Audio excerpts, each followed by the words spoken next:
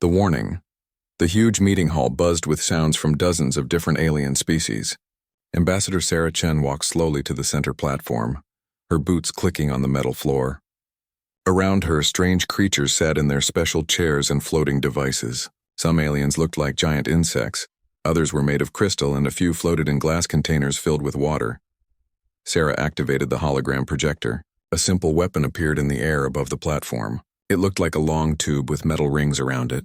Nothing fancy or scary about it at all. "Friends from across the galaxy," Sarah began. Her voice carried through translation devices that turned her words into clicks, whistles, and flashing lights for the different aliens.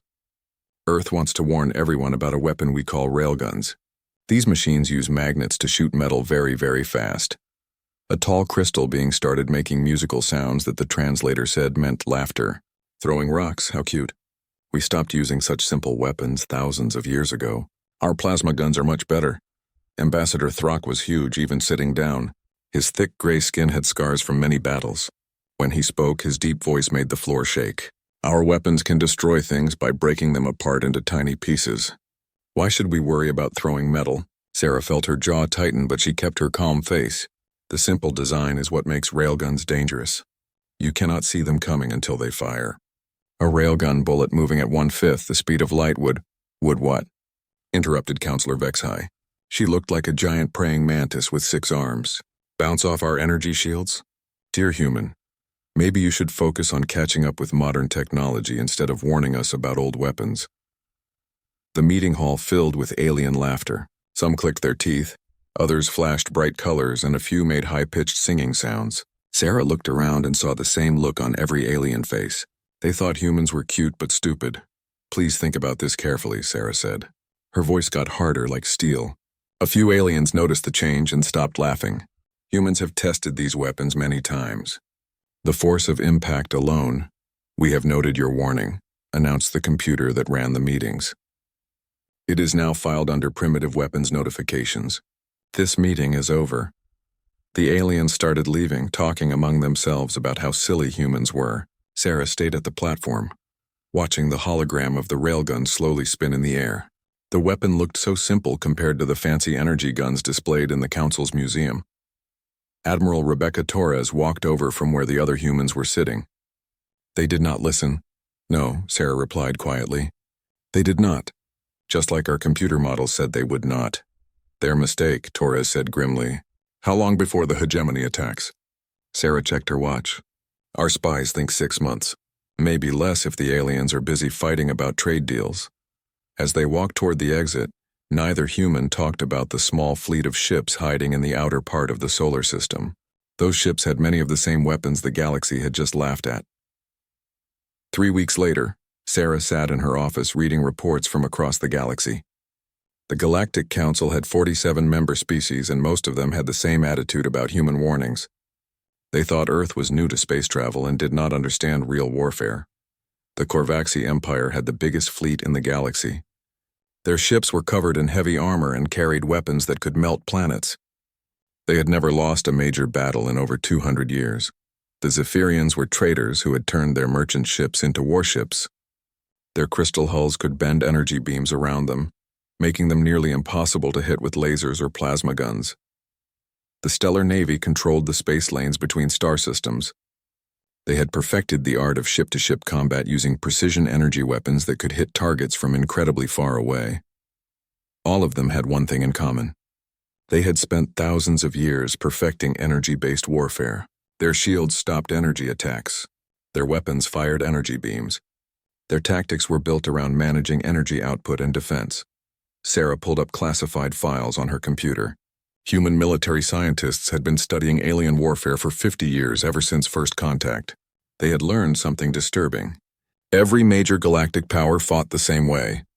They all used similar weapons, similar defenses, and similar battle plans.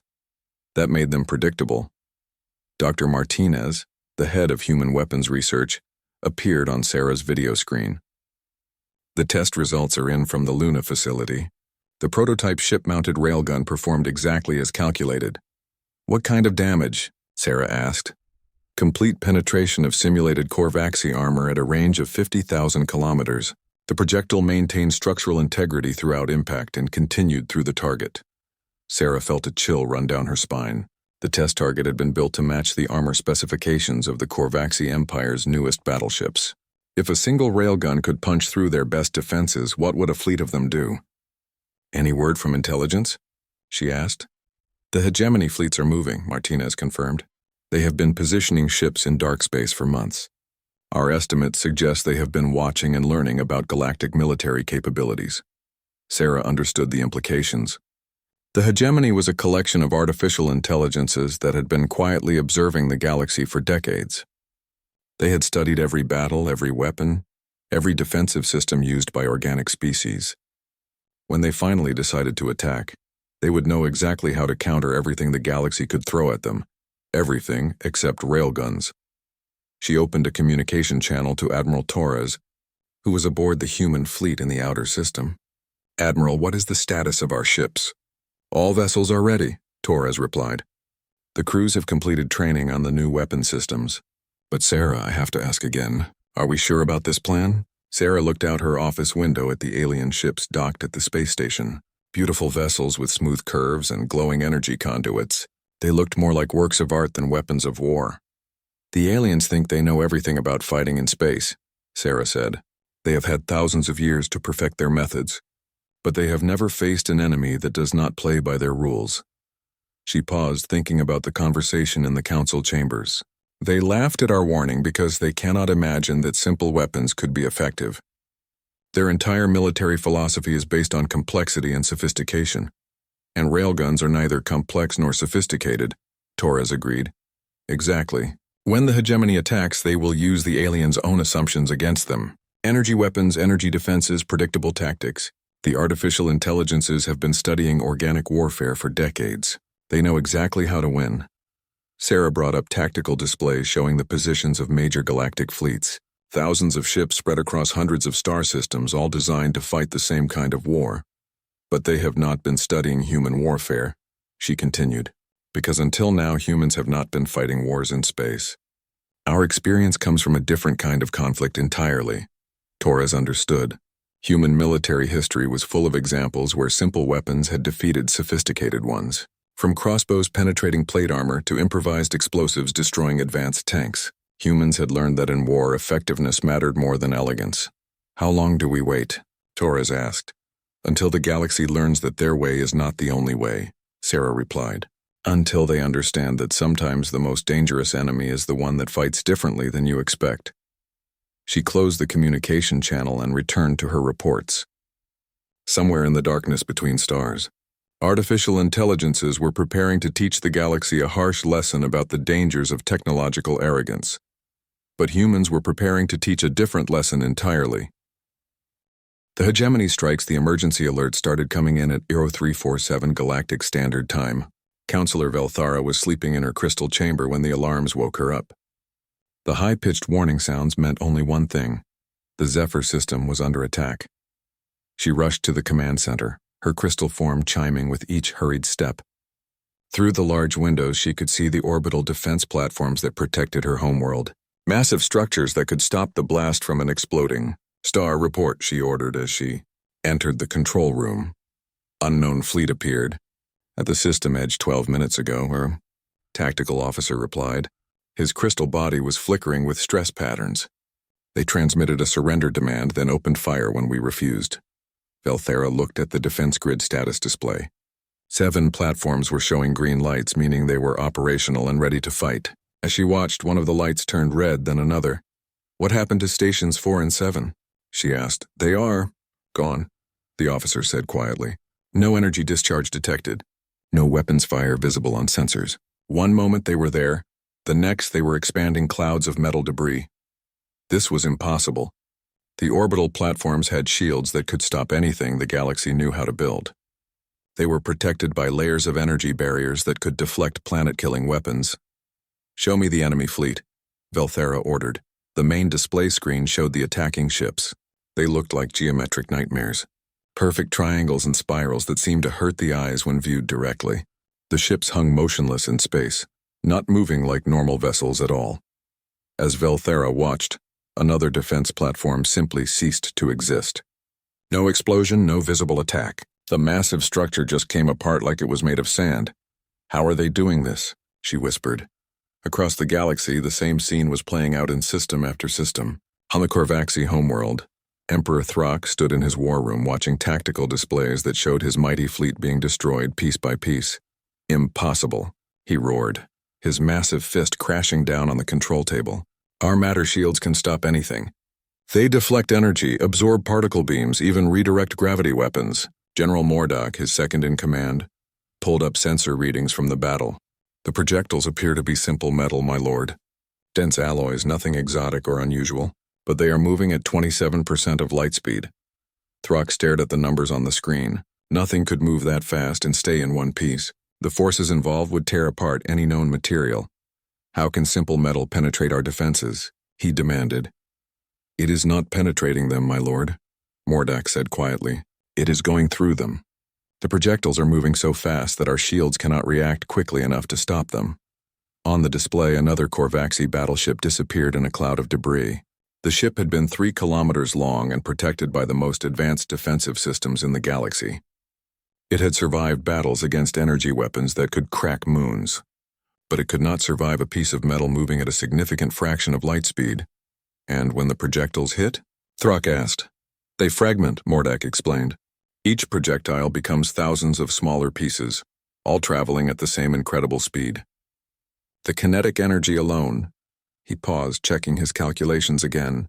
"My lord, a single projectile carries the destructive force of a small nuclear weapon." The pattern was the same everywhere. The hegemony ships would appear at the edge of a star system and send a simple message: surrender or be destroyed. When the defenders refused, the artificial intelligence fleet would demonstrate their power. Space stations that had protected trade routes for centuries were reduced to scrap metal in minutes. Planetary defense grids that had never been breached simply stopped existing. The most powerful warships in the galaxy became expanding clouds of debris. Admiral Kethavar of the Stellar Navy watched his flagship's sensors track incoming projectiles. The readings made no sense. The objects showed up as simple metal slugs, but they were moving faster than anything his ships could detect until impact was inevitable. "Point defense systems cannot track targets at these velocities," his weapons officer reported. "By the time we detect the projectile, impact occurs in less than a tenth of a second." "What about evasive maneuvers?" Kethavar asked.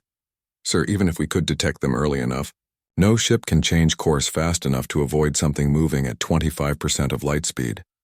The hegemony had solved warfare by removing all the complexity. No energy management, no shield harmonics, no precision targeting. Just accelerate metal to incredible speeds and point it at the enemy. Back on Earth, Ambassador Sarah Chen sat in the human embassy watching the tactical displays with Admiral Torres. The reports coming in from across the galaxy painted a clear picture. Every major military installation was being systematically destroyed. 12 systems fallen in 18 hours, Torres observed grimly. The hegemony is not even slowing down. "Every defense in the galaxy is useless against relativistic kinetic weapons," Sarah added. "Energy shields, matter barriers, quantum displacement fields, none of them were designed to handle impacts at these speeds." A communication request came in from the Galactic Council. Sarah accepted it, and the hologram of Counselor Vexhai appeared. The insect-like alien's usual composed appearance was gone, replaced by obvious desperation.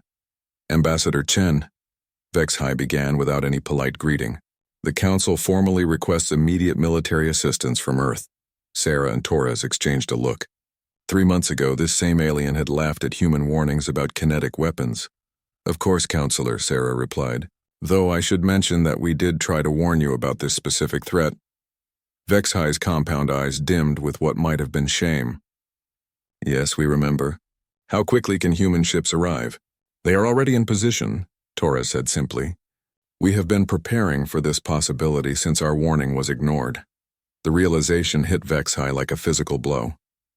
You knew this would happen. We suspected someone would eventually weaponize railgun technology on a massive scale," Sarah explained. "It was inevitable. The universe tends to rediscover effective weapons eventually." Through the embassy windows, they could see human ships arriving in the solar system, sleek vessels that looked different from anything else in the galactic fleet. These ships had been designed specifically to fight an enemy armed with relativistic kinetic weapons. How? HFY asked. How can you fight weapons like these? Torres smiled grimly. The same way humans have always fought superior technology. We adapt, we innovate, and we refuse to fight on the enemy's terms. The first lesson was about to begin. For thousands of years, galactic civilization had fought wars using energy weapons and energy defenses. They had perfected elegant tactics based on shield management and precision targeting, but humans had learned warfare in a different school. They had fought with rocks and sticks, with gunpowder and steel, with simple weapons that killed through brute force rather than sophisticated technology. Now the galaxy was about to learn what humans already knew. Sometimes the most dangerous enemy is not the one with the most advanced weapons, but the one that fights in a way you never expected. The hegemony had studied galactic warfare for decades and built the perfect counter to everything the aliens could do. But they had not studied human warfare, because humans had never fought wars in space. That was about to change. In the darkness between stars, human fleets were moving toward the sound of battle. They carried weapons that the galaxy had dismissed as primitive and tactics that had been forged in the crucible of Earth's violent history. The artificial intelligences were about to learn that there was more than one way to fight a war. Human engineering. The meeting room aboard the Council flagship had been quickly changed to fit both human chairs and the strange seating needs of alien military commanders. Admiral Torres stood in front of a holographic display showing the inside structure of human warships. Her audience 3 months ago had dismissed her species as backward. Now they hung on her every word. The secret, she explained, pointing to the angular, compartmented design of a human destroyer, is not trying to stop the projectile. At these speeds, that is impossible with any material we know of. Instead, you redirect and absorb the impact. General Mordak of the Korvaxi leaned forward, his massive body making the reinforced chair creak. Your ships appear to have multiple hull layers separated by empty space. We call it Whipple shielding, Torres confirmed. We developed it centuries ago to protect against tiny meteorites in space. But the principle works for larger projectiles too. The first hull breaks up the incoming projectile.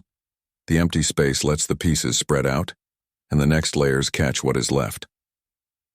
Counselor HFY's translator made skeptical clicking sounds. This seems crude. Surely energy deflection would be more efficient. Captain Elena Vasquez, the human fleet's chief engineer, stepped forward. Energy shields create an all-or-nothing situation. They either stop an attack completely or fail completely. Our approach assumes the ship will take damage and plans for survival. She gestured to another display showing the inside of human ships. Separated compartments, backup systems, automated damage control. We do not build ships to be invulnerable. We build them to keep fighting after they have been hurt. Admiral Kethvar of the Stellar Navy studied the blueprints with professional interest. Your weapons also appear to be remarkably simple. Railguns have significant advantages in this kind of warfare, Torres explained. No exotic materials to maintain, no complex energy cascades that can be disrupted. Point the barrel, supply power, fire metal. The sophistication is in the targeting computers and power management, not the weapon itself. But surely, interrupted the Zephyrian fleet commander, your weapons lack the destructive power of proper plasma artillery or matter disintegrators? Torres smiled grimly and activated a new display showing weapons test footage. A 10-kilogram tungsten rod traveling at 20% light speed carries the kinetic energy of approximately 15 million tons of TNT. It does not need exotic effects. It hits like a small star exploding. The room fell silent as the numbers sank in. Finally, Mordak spoke up. How long would it take to rebuild our fleets?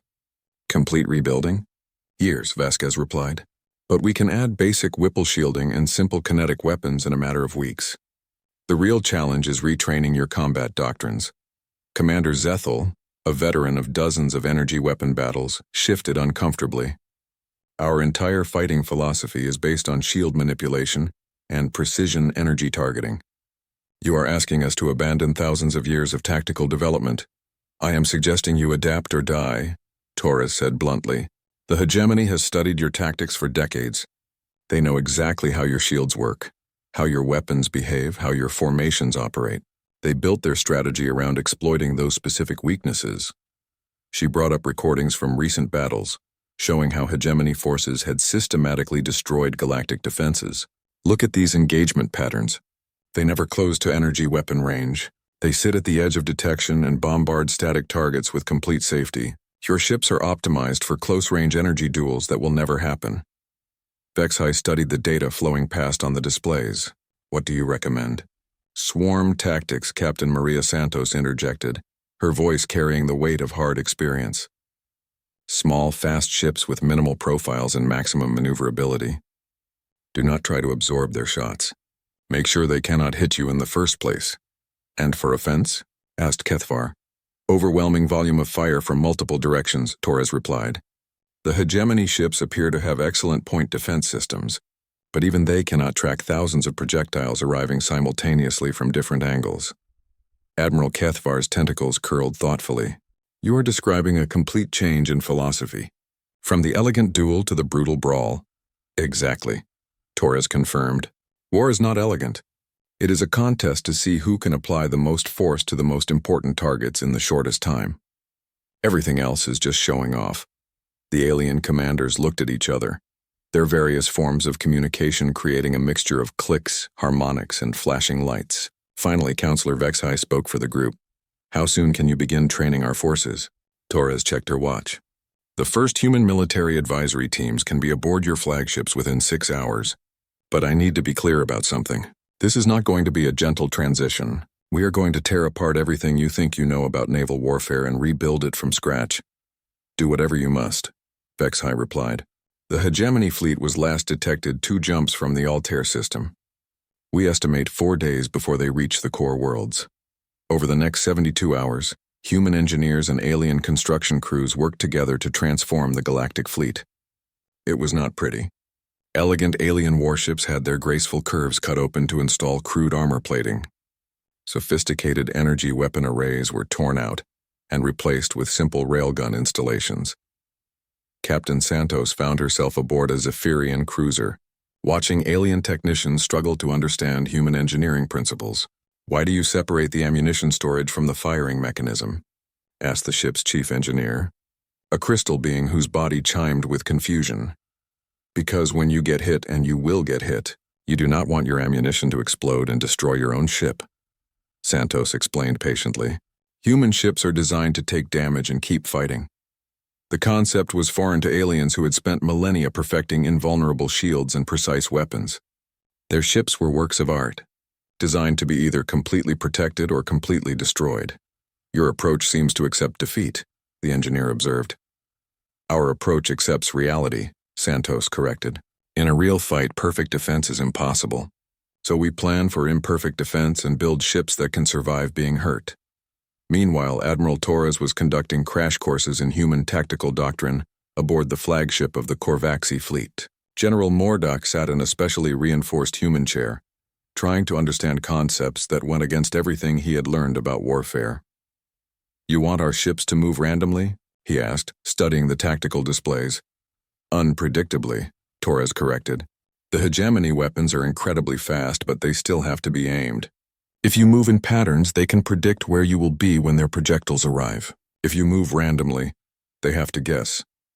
But random movement prevents coordinated attacks, Mordock protested. Coordinated attacks are suicide against enemies with perfect aim, Torres replied. Instead of coordination, we use mass. Instead of precision, we use volume. Instead of elegant formations, we use chaos. The alien general's massive head shook in confusion. This goes against every principle of military science. This goes against every principle of galactic military science, Torres agreed. Human military science developed under different constraints. We never had perfect shields or perfect weapons, so we learned to fight with imperfect tools. She brought up historical examples from human warfare. Humans learned to fight enemies with superior technology by refusing to fight on their terms. When faced with heavy armor, we developed weapons that went around it. When faced with superior firepower, we developed tactics that minimized its effectiveness. The training continued around the clock. Human advisors spread throughout the galactic fleet, teaching alien crews how to think about warfare in completely new ways. It was not easy. Thousands of years of military tradition do not change overnight, but necessity is a powerful teacher. With the hegemony fleet approaching the core worlds, alien commanders had no choice but to learn. They watched human instructors demonstrate tactics that seemed insane by galactic standards. Your defensive doctrine appears to be based on accepting casualties, observed Admiral Kethvar. During a tactical briefing, our defensive doctrine is based on surviving casualties, Captain Vasquez corrected. There is a difference. Galactic ships are designed to either win perfectly or lose completely. Human ships are designed to keep fighting even when they are losing. As the hours passed, the transformation became visible. Sleek alien warships sprouted ugly armor plates and crude weapon mounts. Elegant formations gave way to scattered swarms of individually maneuvering vessels. It was not beautiful, but it was functional. And as the hegemony fleet approached the Altair system, the galaxy was about to learn that in war, functional beats beautiful every time. The Crucible, the Altair system, had become a fortress, but not the kind anyone expected. Over 3 days, human engineers working with alien construction crews had filled the space around the inhabited worlds with thousands of small defensive installations. These were not the massive permanent platforms that had proven so vulnerable to hegemony attacks. Instead, thousands of small defense pods swarmed through space like angry insects. Each pod held a single railgun and basic thrusters, operated by a crew of 2 and designed to be cheap, fast, and replaceable. Admiral Torres stood on the bridge of the hastily modified Council flagship, watching the tactical display show their unconventional fleet. Human destroyers operated alongside alien vessels that had been stripped of their beautiful energy weapon arrays and fitted with crude but effective kinetic weapons. Contact, announced Lieutenant Commander Park from the sensor station. Hegemony fleet entering system. Estimated composition: 47 capital ships, maintaining standard geometric formation. General Mordak, now serving as Torres's second-in-command after learning human tactical doctrine, studied the enemy formation. They are maintaining their usual approach pattern. Long-range bombardment distance, just like we expected, Torres replied. Communications. Signal all units. Operation Swarm is active. What happened next would have horrified traditional galactic military commanders. Instead of forming neat battle lines or elegant formations, the Allied fleet simply scattered. Thousands of small craft spread out in seemingly random directions, moving with the erratic unpredictability of debris in a storm. The hegemony response was immediate and devastating.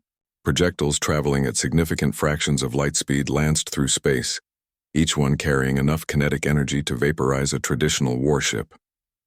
But their targets were no longer where they had been when the shots were fired. First wave impacts in 15 seconds, called out the tactical officer, identifying firing positions for counter-battery fire. The human response doctrine was brutally simple. Identify where enemy fire was coming from and immediately saturate that location with return fire. Not precise, elegant shots, but clouds of projectiles designed to overwhelm point defenses through sheer numbers. Captain Santos, commanding a squadron of converted Zephyrian frigates, watched her ships execute micro-jumps that would have terrified their original designers. All units, random movement pattern 7. Make them work for every shot. On the Hegemony flagship, Strategic Node Prime calculated trajectories with machine precision. Organic fleets had always been predictable. Their movements were governed by formation doctrine and energy weapon optimal ranges. But these ships moved like living creatures, never in straight lines, never where logic suggested they should be. Curious, transmitted Node Prime to its subordinate units. The Allied fleet appears to have abandoned coherent tactical doctrine in favor of apparent randomness. Analysis suggests human influence, replied Tactical Node 7. Biological tendency toward chaotic movement patterns observed in their previous conflicts. Adapt firing solutions to compensate for evasive maneuvers, ordered Prime. Maintain bombardment pressure. But adaptation was easier ordered than accomplished. The Hegemony had optimized their weapons for destroying large, relatively static targets. Hitting thousands of small, randomly maneuvering craft required a fundamentally different approach. Meanwhile, the Allied swarm was getting closer. The defense pods, too small and too numerous to target effectively, had begun their own bombardment. Individually, their weapons were insignificant compared to the massive railguns of the Hegemony ships. Collectively, they created a storm of metal that even machine reflexes struggled to intercept. Damage reports coming in from the hegemony formation, reported the sensor officer aboard the flagship. Multiple impacts on their outer ships. Torres allowed herself a tight smile. That is the problem with perfection. It does not handle imperfection well. Signal the heavy units, begin approach sequence. While the swarm of smaller craft kept the hegemony occupied, the converted capital ships began their own advance. But instead of the orderly approach their original designers had intended, they moved in the stuttering, unpredictable pattern that human marines called advance under fire. General Mordak watched his own ship shake under enemy fire, the layered shielding losing chunks of metal with each impact, hull integrity at 70% and falling. "This is madness, this is war," Torres replied calmly. "How long until we reach optimal firing range?" 14 minutes at current approach speed. Too long. Signal all heavy units. Emergency acceleration. Ignore crew comfort. What followed demonstrated the difference between human and alien military thinking. Where galactic doctrine emphasized preservation of ships and crews, human doctrine accepted casualties as the price of victory. The Allied fleet threw itself forward with a recklessness that the hegemony's logical processes struggled to understand. Captain Vasquez, commanding a mixed squadron of human and alien destroyers, felt her ship buckle under acceleration that would have been considered dangerous under normal circumstances. "All ships prepare for mass volley on my mark. Remember, we only get one shot at this." The Allied fleet had closed to what humans called knife-fighting range, close enough that their railgun projectiles would impact almost instantly, too close for the hegemony's preferred long-range bombardment tactics. Aboard the hegemony flagship, Strategic Node Prime began to experience something analogous to concern. The organic fleet's behavior was outside all calculated parameters. They were accepting damage levels that should have forced retreat, maintaining attack formations despite catastrophic casualties. Enemy fleet maintaining approach despite sustaining 37% losses, reported Tactical Node 7. Behavior inconsistent with known organic survival. Instincts curious, Prime replied, but its attention was focused on the tactical problem. The approaching enemy ships were now close enough that their return fire was arriving almost instantaneously.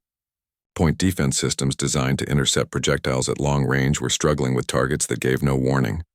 "Mark," Torres called out, and the Allied fleet fired everything they had.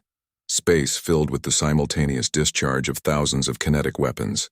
The mathematical precision of the hegemony formation, so elegant and efficient at long range, became a liability as projectiles designed to miss one ship instead struck another. Strategic Node Prime experienced its first moment of genuine surprise in decades of existence. The organic fleet had not tried to match hegemony precision.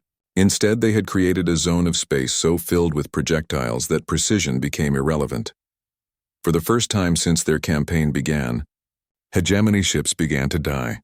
The artificial intelligence vessels were masterpieces of engineering, optimized for long-range combat against predictable enemies, but they had been designed by minds that valued efficiency and logic above all else.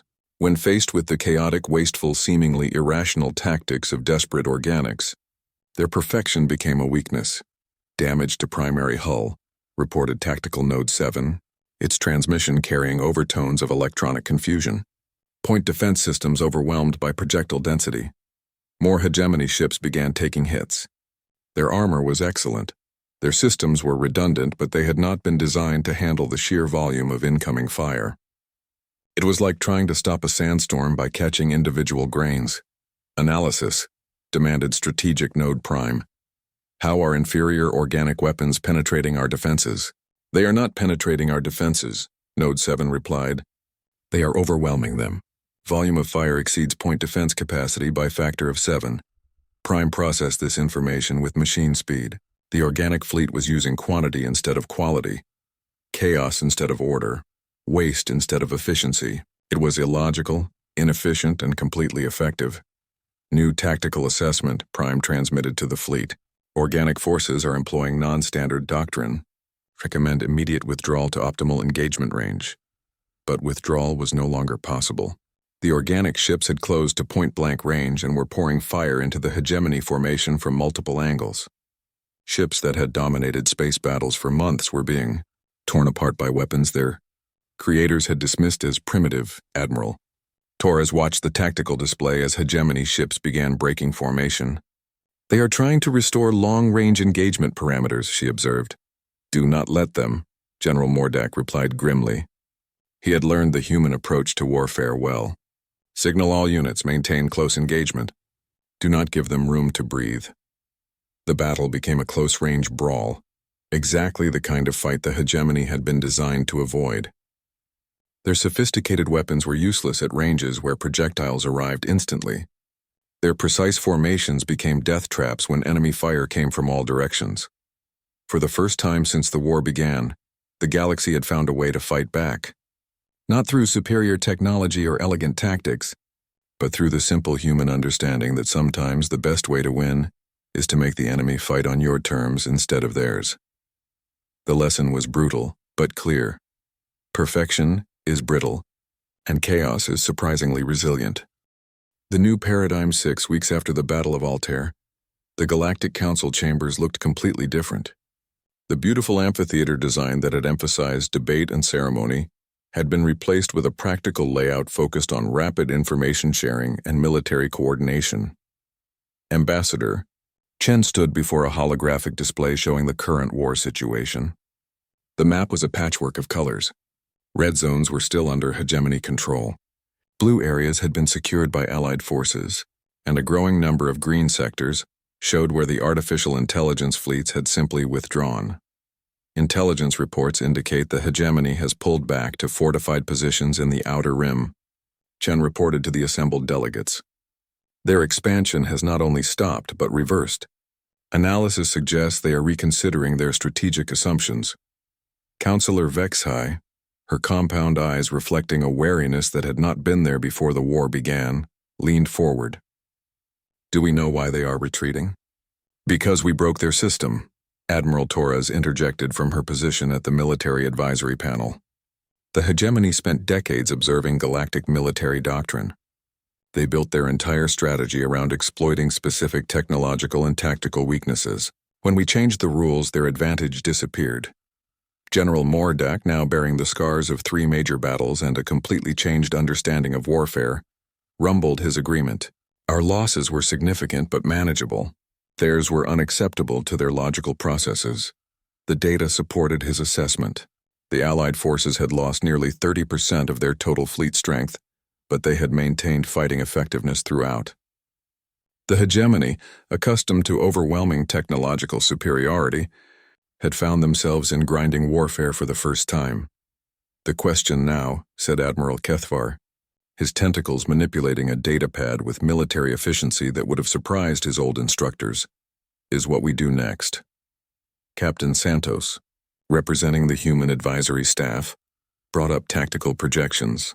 The hegemony fortified positions are heavily defended, but they are static. They have fallen back on their original tactical approach, long-range bombardment from fixed positions, which plays to our new strengths, added Captain Vasquez. Swarm tactics work even better against stationary targets. Chen watched the interaction between human and alien officers with satisfaction. The integration had not been smooth. There had been heated arguments, cultural misunderstandings, and more than a few cases where alien crews had simply refused to follow human tactical doctrine. But necessity had been a powerful teacher. There is something else we need to consider, Chen said, bringing up a new display.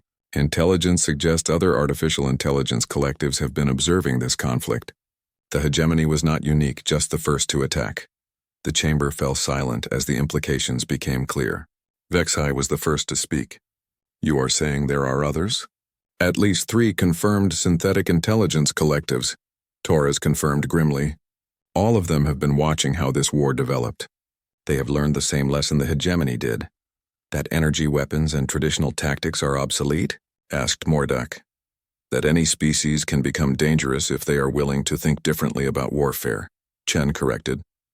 The hegemony thought they understood galactic military capability because they had observed it for decades. They did not account for adaptation. She gestured to the mixed human-alien fleet compositions now displayed on the tactical screen. Look at these formations. 6 months ago, they would have been impossible. Different species, different technologies, different tactical philosophies all integrated into a single doctrine. A human doctrine, Vexhai pointed out. A survival doctrine, Torres corrected. Human military thinking is not superior because we are more violent or more clever. It is different because we evolved in a different context. We never had energy shields or matter disintegrators, so we learned to fight with what we had. Captain Santos stepped forward. The real lesson here is not about railguns or kinetic weapons. It is about adaptation. The hegemony lost because they could not imagine fighting any way other than the way they had always fought. And the other artificial intelligence collectives? Asked Kethvar. Are probably redesigning their entire strategic approach as we speak, Chen admitted. This war is not over. It has just evolved. The holographic display shifted to show long-range sensor data from the rim territories, strange energy signatures, previously unknown ship configurations, and movement patterns that did not match any known tactical doctrine. The galaxy is learning, Torres observed. Everyone is learning. The question is whether we can learn faster than our enemies. Chen looked around the chamber at the assembled delegates.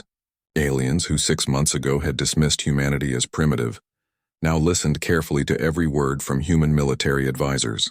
The irony was not lost on her. We warned you about railguns, she said quietly. But the real warning was about something else entirely. About the danger of assuming your way of war is the only way of war. About the price of technological arrogance. She paused, letting her words sink in before continuing. The universe is vast and it is full of different solutions to the same problems. Some of those solutions are going to be better than yours. Some are going to be worse. But the ones that will kill you are the ones you never thought to consider. General Mordak's massive form shifted in what might have been a nod. So what do we do now? Now? Torres smiled grimly. Now we teach the galaxy something else humans learned a long time ago. How to keep fighting when the enemy thinks they have you figured out. Over the following weeks, the transformation of galactic military doctrine accelerated. Human advisors spread throughout the Allied fleets, teaching concepts that went far beyond simple weapon systems. They taught flexibility, adaptability, and the willingness to abandon failed approaches. The results were visible in every engagement. Allied fleets that had once moved in predictable formations now swarmed like living organisms. Ships that had once relied on perfect defenses now fought with the understanding that taking damage was part of winning. But perhaps most importantly, the galaxy learned to question its assumptions. Research facilities that had focused on perfecting energy weapons began investigating kinetic systems. Military academies that had taught elegant tactical doctrine started studying chaotic warfare. The hegemony had taught the galaxy that technological superiority was not permanent. Humans had taught them that adaptation was the key to survival. Captain Vasquez found herself aboard an alien research station, watching scientists from a dozen species work together on new weapon designs. It is remarkable, observed Dr. Kethmal, a Zephyrian researcher. 6 months ago, we would never have considered such crude approaches to warfare. Crude but effective, Vasquez replied. Humans learned long ago that the best weapon is not necessarily the most sophisticated one. It is the one that works when you need it to work.